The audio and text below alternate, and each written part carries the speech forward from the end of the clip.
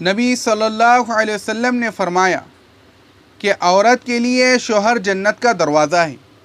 حدیث پاک کا مفہوم ہے کہ جو عورت اس حالت میں مری کہ اس نے فرائض کو پورا کیا، یعنی فرض نمازیں پڑھی، پردے کا خیال رکھا، فرضوں کو پورا کیا اور اپنے خاوند کو خوش رکھا، اس کے مرتے ہی اللہ تعالیٰ اس کے لیے جنت کا دروازہ کھول دیں گے۔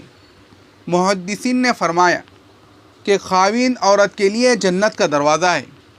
خاوند کا خوش ہونا دروازے کا کھل جانا ہے اور خاوند کا ناراض ہونا دروازے کا بند ہو جانا ہے۔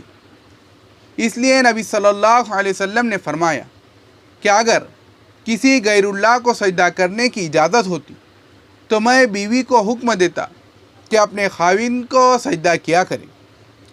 جب یہ حدیث پڑھتے ہیں اور دوسری طرف ہم کبھی یہ سنتے ہیں کہ ایک عورت عالمہ ہے، حافظہ ہے، قاریہ ہے اور پھر اپنے خاوند سے الجھتی ہے، تو سچی بات ہے کہ کئی مرتبہ تو کانپ اٹھتے ہیں کہ اس عورت نے پھر دین کو کیا سمجھا۔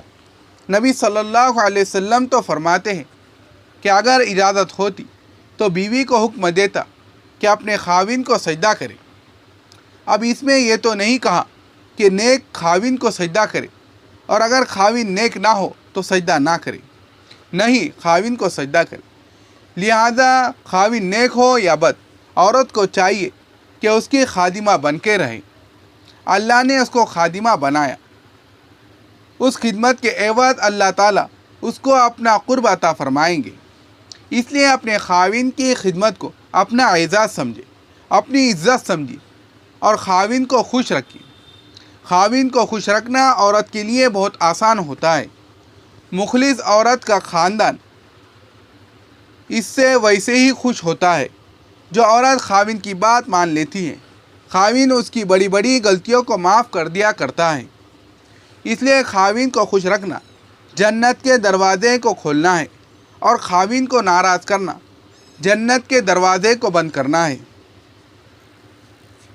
ہم نے اپنے علماء سے کتابوں میں یہ بات پڑھی، فرمایا گیا ہے کہ اگر کسی کا خاوند بغیر کسی وجہ سے اس سے ناراض ہو جائے تب بھی بیوی کا حق بنتا ہے کہ وہ اپنے خاوند کو منانے کی کوشش کرے۔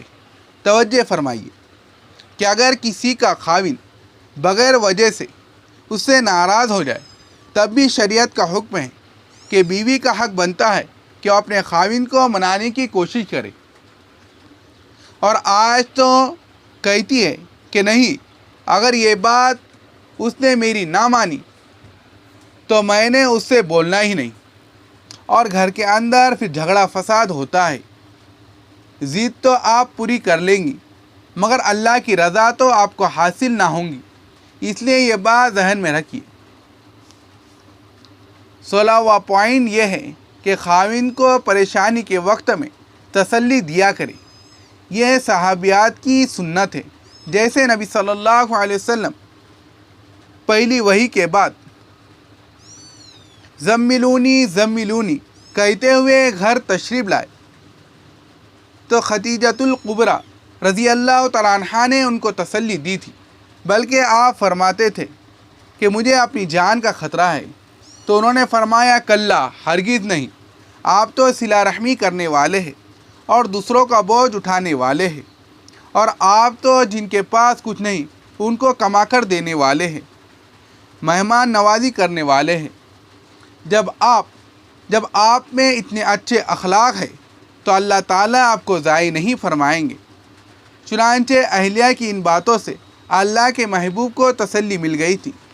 خاوند کبھی کاروبار سے یا کسی اور بات سے پریشان ہو تو عورت کی ذمہ داری ہے کہ وہ گھر میں آئے تو تسلی کے بول بولے، یہ نہ ہو کہ اس کی پریشانی کو اور بڑھانے کے لیے پہلے سے تیار ہو۔ ہمارے ایک واقف تھے، ان کا ایک دوست تھا، یہ ملک کی ڈویژن سے پہلے کا واقعہ ہے۔ ان کے گیس اسٹیشن تھے، اتنے امیر آدمی تھے کہ اس دور میں جب کہ ڈالر کا ریٹ 3 یا 4 روپے ہوتا تھا، ان کا ایک ملازم ان کے 2 لاکھ روپے لے کر بھاگ گیا۔ اور کچھ مہینے کے بعد آ کر رونے لگا اور منت کرنے لگا کہ میں غلطی کر بیٹھا۔